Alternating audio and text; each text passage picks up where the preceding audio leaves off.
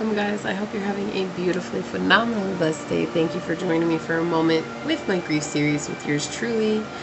And I just want to let you guys know it is an honor being here to hopefully help empower you guys to make the best decisions for yourself, but more importantly to remind you that you guys are the ones in control and to take back your power for yourself so you guys can live the life of your dreams. Please like this video, share this video, subscribe to my channel down below, set that notification bell so you always know when the next video does go live. And with that being said, today in the grief series, we are going down the rabbit hole with the discussion on what happens when you don't talk about it. I know a lot of people who don't talk about death, and I see them suffering all the time. They don't want to talk about it. They don't want to bring it up. And the reason they don't want to bring it up is because it embodies too many emotions. They don't want to feel it. And on my own personal journey with as many people as I've lost, and I'm not saying I've lost more than anybody else, I think everybody has dealt with loss, a lot of loss. Even if it's just one person, that's still a lot of loss. It's easy to not talk about it because there's this energy of, well, I don't want people's pity. But equally, those that try to talk about it, sometimes they get frustrated because there are people who just don't want to feel what another person is feeling. And that's what it comes down to. When you talk about it and somebody's listening, it means that they have to feel your emotions and they have to feel your pain. And if they don't want to, they're just not going to. And they're going to appear as very insincere. And so if you've ever gotten that before, it's just easier not to talk about it.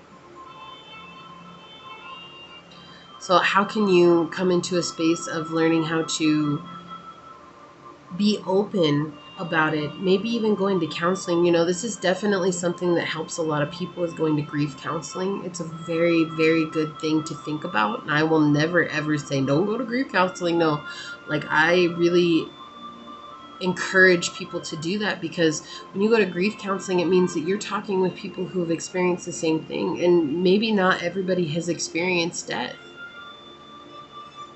And everybody responds to death in a different way. They react or they respond.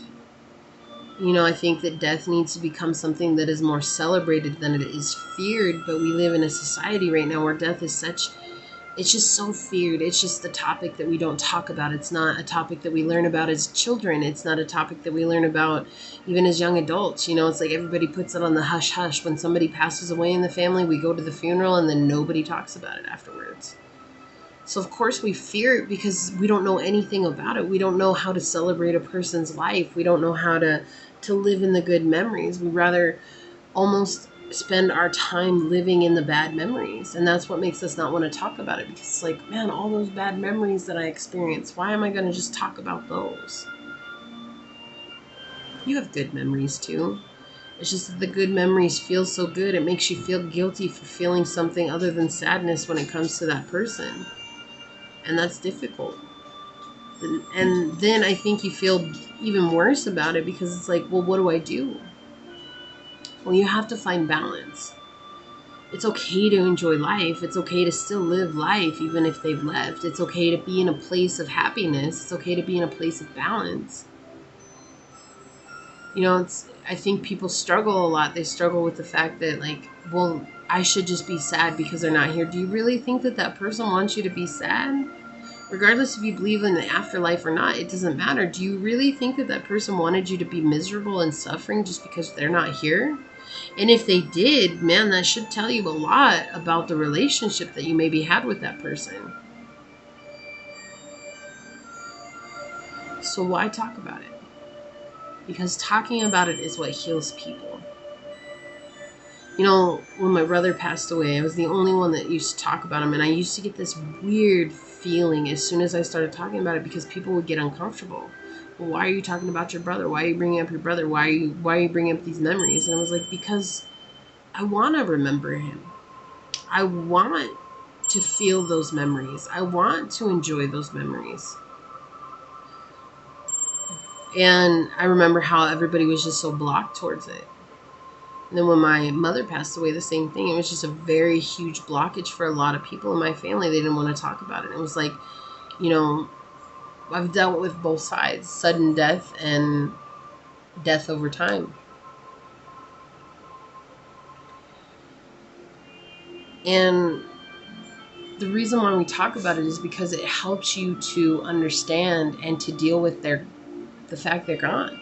When you bottle that up inside, you're compartmentalizing it, and as a compartmentalization, it can turn into even worse fears and frustrations later on in life. You know, when we compartmentalize our fears, those fears have a tendency to arise in our life again to make us face them.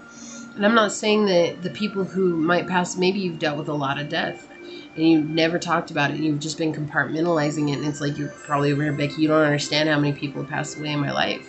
Well, again, it's a trigger for you, and it's not to be vicious. Like, Source is not here to be vicious. I think that regardless if you had healed that trigger or not, you probably still would have had to have dealt with the loss.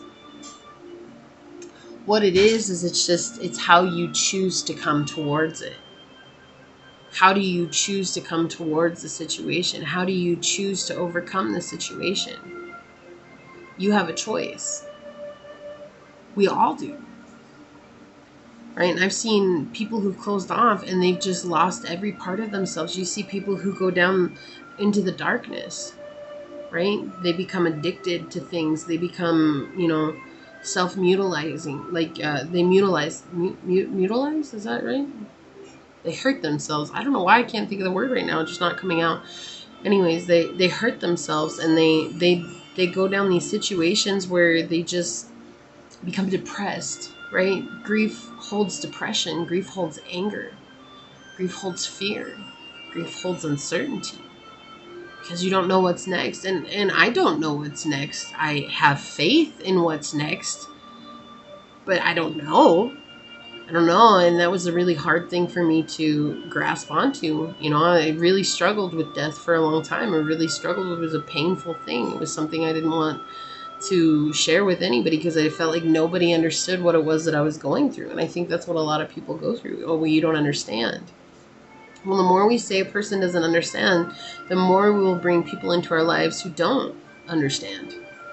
The more we will invite people into our lives who are seemingly heartless. The more we will invite people into our lives that trigger us to remember that, to remember the hurt, to remember the pain. So I encourage you guys to find somebody to talk to about it, to find somebody to talk with about it, to find somebody that maybe just understands and can listen. It's not even about getting advice. It's just sometimes you need somebody to listen because nobody's ever listened before.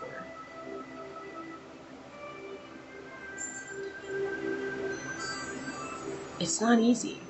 Dealing with death is not easy because it's the most final thing that we experience in life. It doesn't mean it's the end. It's just final. It's like the end of this movie. It's the end of this show. It's the end of this chapter.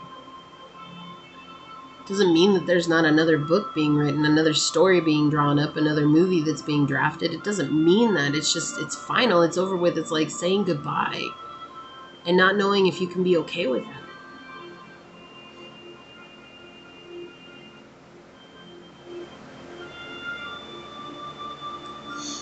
As hard as my brother's death was, my mom's death was a little bit easier for me after my brother. It was just different. And then when my grandma passed away, the same thing. I think it's just like you just learn.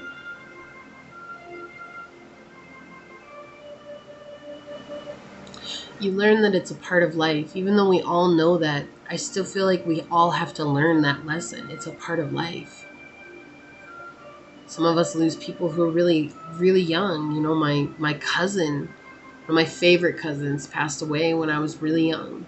I was 14. No, I was 17, and he was 16. He was 16 when he passed away. It was really hard, and I had family members who blamed me for his death, even though he was 2 states away. So death brings out the ugly in people. That doesn't mean that we have to be ugly. We have a choice. And if you're not getting the support and love that you need from your family, then just understanding that you have a choice to go and get love and support from others who are going through the same thing. Don't turn up your nose at grief counseling because you're saying, oh, well, that's therapy. You know what?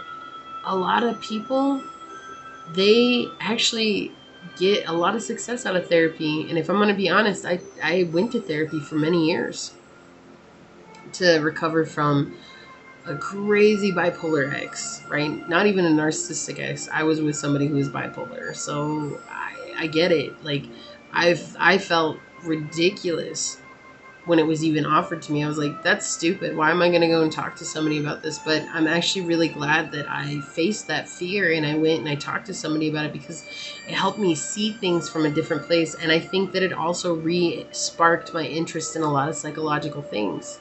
I study psychology. It's something I love to do, but it wouldn't have been sparked if I hadn't have gone through therapy. It wouldn't have been sparked if I hadn't have gone through the situation of seeing my own life in shambles because I was being stubborn, right? And grief makes us stubborn. Grief makes us want to just do things our way and just hope that whatever happens is what happens and I don't have to deal with it. But you also hurt yourself because you cut yourself off from the people who do care about you. And I think that that's the most important thing when somebody passes away. When we look at it as a celebration of life rather than a death, we can all come together and be supported by those who have experienced that person as well. And that's a very important thing on this journey. Okay? So don't turn your nose up at grief counseling, but also don't turn your nose up at trying to speak with the family members that you have in your life that have also loved this person and they lost them too. You're not alone. Even if you feel alone, you're not alone. You never have been. Okay? I love you guys. I'm sending out my heart and soul to you. I know what it is to lose people you love, and I know how hard it is, and I wish that nobody had to experience it, but it is something that we do have to experience, and at the same time, it is something that we do have to very much deal with. So with that being said, I'm going to get out of here. And until next time, go forth boldly, my fellow creators, and courageously find creative ways to rise above in life, laughter, and love until we meet each other again. Peace out. I love y'all. Bye.